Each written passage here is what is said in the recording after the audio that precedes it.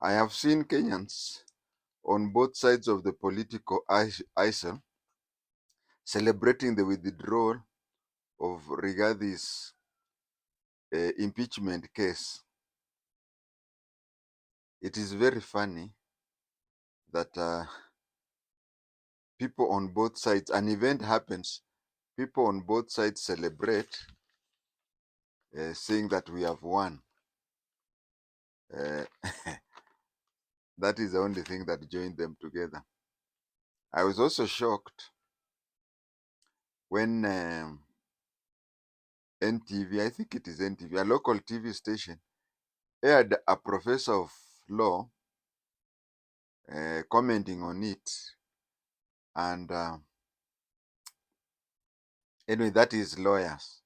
Lawyers are opposite of preachers. You know, lawyers will always side with the side that he or she is on. And a lawyer will now start looking for relevant sections in the law which agrees with what he has decided to. I think preachers are better. Yes, preachers are lawyers, isn't it? Of the highest court. But preachers will always side with what they believe in. And I remember yesterday I was in a bus, and the preacher started preaching. You know them. After completing the preaching, of course, he never forgot the place of something small, sadaka. When people gave him money, he prayed for all of us, including us who did not give him something. That is preachers. Preachers will take your case to the highest court, even if you don't give him something. But a lawyer will give it to the earthly court, or depending on the side that pays him. If you don't pay a lawyer, he would use, and they usually say, the law is very, very clear. And then they take opposite side. Imagine this is a professor, PhD, teaching law, and he had taken a side and he was trying to justify that. But we want to look at what was happening. We want to get what the withdrawals mean and its implication. Remember, GACHAGUA has withdrawn several of the impeachment cases. Let us try to understand the situation. As usual, we will try to use the street person's language.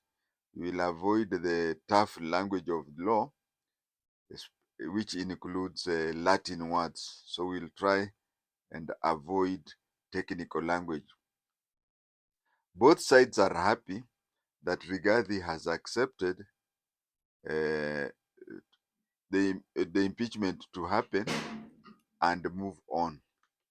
But I believe both sides are wrong, and this is the true position in a layman's language.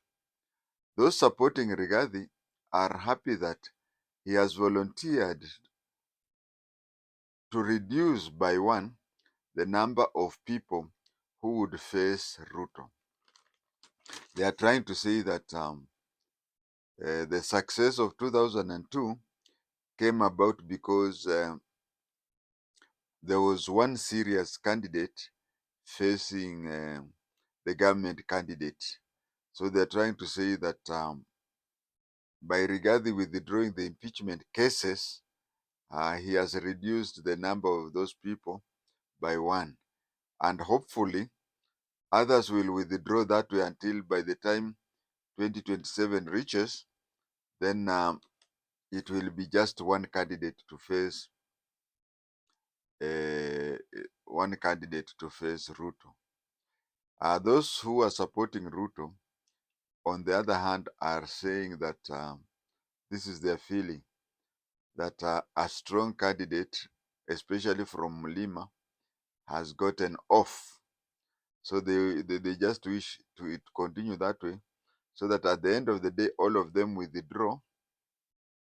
Like now, we now have leaks. I'm not trying to say that Matiang'i, as the Minister for Security, was an angel, but you see, a major media house has now come up with how Matiang'i was bad. It is true that Matiang'i was as bad as is being said to be, but it is true that he's as bad as is being said to be. But the timing of the leak, so that those who are pro-Ruto, if they remove Matiang'i, they remove GACHAGUA, whatever. Maybe they'll remain with somebody like Kalonzo Musyoka. And you see Kalonzo Musyoka, he belongs to that type of politics that are gentlemen. Kibaki type of politics, him and a person like Musalia Mudavadi. So I think that is why the other side is celebrating. The truth is as follows. Rigathi has consolidated his cases. I believe he wants to have a few cases and concentrate on them. Apparently, he is avoiding having a canter full of papers like what Azimio did in 2022. You remember Azimio taking a canter full of papers taking to the High Court, and the dramatic way they were presenting files and files upon files. So I believe GACHAGUA is avoiding such a situation. He has also consolidated into one case, and he is avoiding circumstances where several similar cases in several high courts of Kenya in several cities. Apparently, or from where I'm seated, is that first of all, I've said he's avoiding a situation where he comes up with so many papers, like those which filled in a canter, a track. When will the judges have time to read all that? So he's, according to my interpretation, he has come up with a few cases where judges at any level, be it High Court, Court of Appeal, or even Supreme Court, will have a few pages or a few literature to read. So when they are coming up with a judgment, there is also avoiding rushing, having a case in Kerugoya, having another one in Nairobi, and then having another one I don't know where. He would want to consolidate them into one. Let's say have one in Nairobi, because why should you complain the same cases in Kerugoya and the same case here? But most importantly, these are courts of the same level. Supposing one in Kerugoya decides that left is right, the left is correct, and then the High Court in Nairobi decides that right is correct. Now, which court will we follow? Although court procedures generally has it that of the two courts, or even more courts, of any case where there is more than one case of an equal jurisdiction, you can even have 50 cases of equal jurisdiction. But of equal jurisdiction, maybe, let us say, all of them are making a determination on the same circumstances. For example, you have a High Court in Lodwar, a High Court in Kakamega, High Court in Kisumu, High Court in Eldoret, High Court in Nakuru. We can mention them up to 15 high courts, even in Mandera, determining the same thing. Uh, although a lot of people, including apparently Rigathi, have felt that why don't you consolidate all these cases into one? Consolidate all these cases into one and have it at one particular place. Let's say, okay, Nairobi would be better because of, if you have the case in Mandera, going there, it's a bit expensive and time wasting. So having it in a central place so that everybody can come and attend to it. But if you have several cases, even if there are 50, the case, all of them in High Court, the first case to be determined, if it can be determined that the court in Mandera made a decision at 8:45 and the court in Nairobi made a determination at 8:50, that is 5 minutes later, it means that the court that made a decision earlier stands, because a court of the equal jurisdiction cannot make a determination which is different from a court of the same jurisdiction which had already made that. Unless, of course, the one that makes a determination later is of a higher than the one that was there. So even if they have several court cases in different courts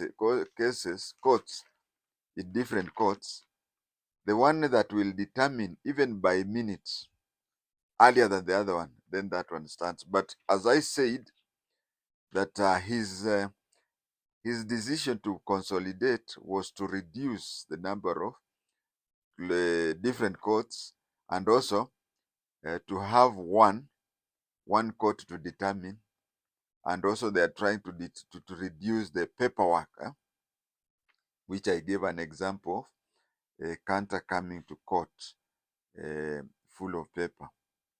Maybe that is for the show off. What I also read is that he has come to the realization that should courts decide that he is the legitimate occupier of the current residency, it would be hard to enforce the order. Suppose today they said, okay, Kindiki is in court. Nobody has, you are seeing even a professor in law saying his interpretation, no. GACHAGUA is supposed to occupy the current residence now. Kindiki should be evicted. But then no court has said that clearly. And it is not impossible for the courts to say that. What stops a judge from saying Kindiki is in office illegally and GACHAGUA is the one who is supposed to be? What stops them from that? Nobody stops them from that. And no court has said that. But then it is a bit hard for the courts to say that GACHAGUA is the rightful occupier of the current residence and Kindiki is there illegally, since it is the same courts. Remember, Kindiki was sworn in by judges, isn't it? So it is a bit hard for them, a lower court, to say different, because the Chief Justice, I think, was there when Kindiki was being sworn in at KICC. And then, supposing the courts decide that, and can the National Police Service enforce that? Well, you'll find the police taking you round corners. They say, okay, we have been issued with the court orders. Now we are trying to look for police officers to go and. But remember the young boy who called himself Lies the Fifth, and he was trying to malign the name of the president. A vehicle was found. I think he was operating from Bungoma, Kandui area. A vehicle was found from Nairobi to go and find him. But if the courts today were to say that Kindiki should leave his house for Gachagua, the inspector general will, just like the day he was sworn in and was being asked, are there people who are abducted and so on, and said I've conducted all my OCSs and none of them is saying. But I've already talked about that. I don't want to meander away. I've already said that he was telling the truth because the people were not abducted by members of the National Police Service. But what the point I'm trying to say here is that the National Police Service, if there is something that is if they are instructed to say something by the courts, if they want to do it that evening, they'll have a force. But if they are told something that is different from what the side they are in, even Christmas will reach when they have not implemented that. That is what I'm trying to say. And do you expect the National Police Service to implement such a court order? Should it be given? This, to me, is what made him say that some of the points have been overtaken by events. According to me, that is my interpretation, and that is the purpose of my recording this, and that is why I'm also trying to use a language that I don't want to use the court languages, because in courts you'll find people saying the law is very clear, and he says he goes to this direction, and the other lawyer, when he's given an opportunity to talk, he'll say the court is very clear, then he'll go the other. I mean, the law is very clear, and then go to the other side. But all of them, as the case of the story of that professor in law, they use the same law, gray book. By the way, gray book is the book that contains the law of Kenya. They use the same book of the laws of Kenya to talk quite different from other. So I want to make my own interpretation, and my own interpretation in a language that can be understood by an ordinary Kenyan in an ordinary circumstances. My interpretation that even though the removal of Kindiki and him being installed in Karen has been overtaken by events, more so, he cannot be imposed in the current house when he is no longer in UDA but a member of DCP.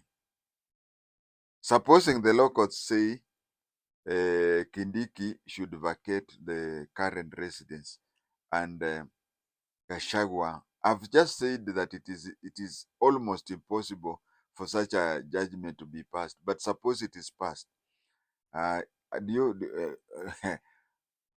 the government in power now, or the occupier, the people who have voted, the people who voted in 2022 voted for UDA candidate. Of course, the law also allows people from different parties to, just like Azimio coalition, the presidential candidate was Raila, and the running mate was Martha Karua. And it is also allowed in a coalition setup, which are agreeing. But now, should the court decide that Gachagua is to be there, DCP, and UDA are not in a coalition the way Martha Karua's then NAK Kenya and ODM were both in Azimio. So they were from different parties but of the same coalition. But DCP and UDA are not on the same side politically. So right now, according to me, those are some of the things that have been overtaken by event. Now that he's in DCP, he finds it a bit impossible to push for his being imposed on in current residence. That is one of the reasons. In my opinion, he is targeting the declaration that his impeachment was wrong, and therefore the courts should reinstate his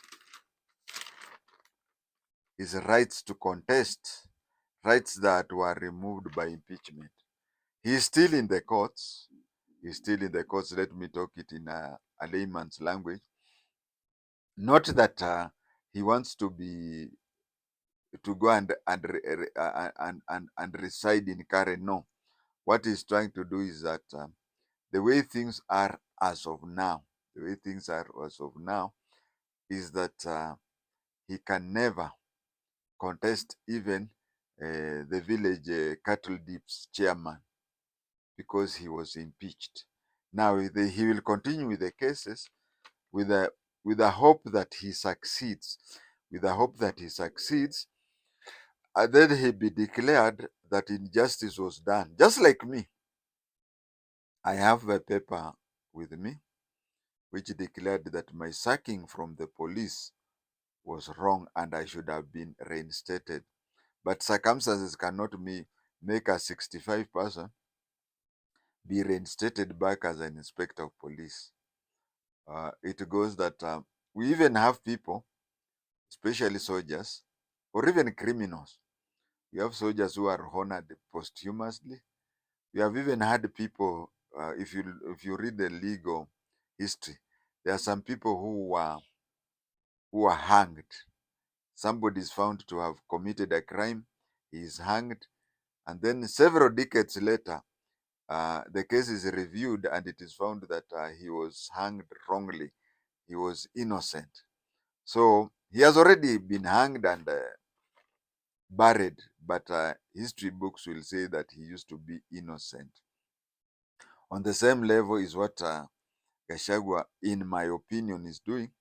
He's pursuing the case so that later on, the courts find that he was wrongly impeached, and so in future he should not be counted as somebody who was impeached.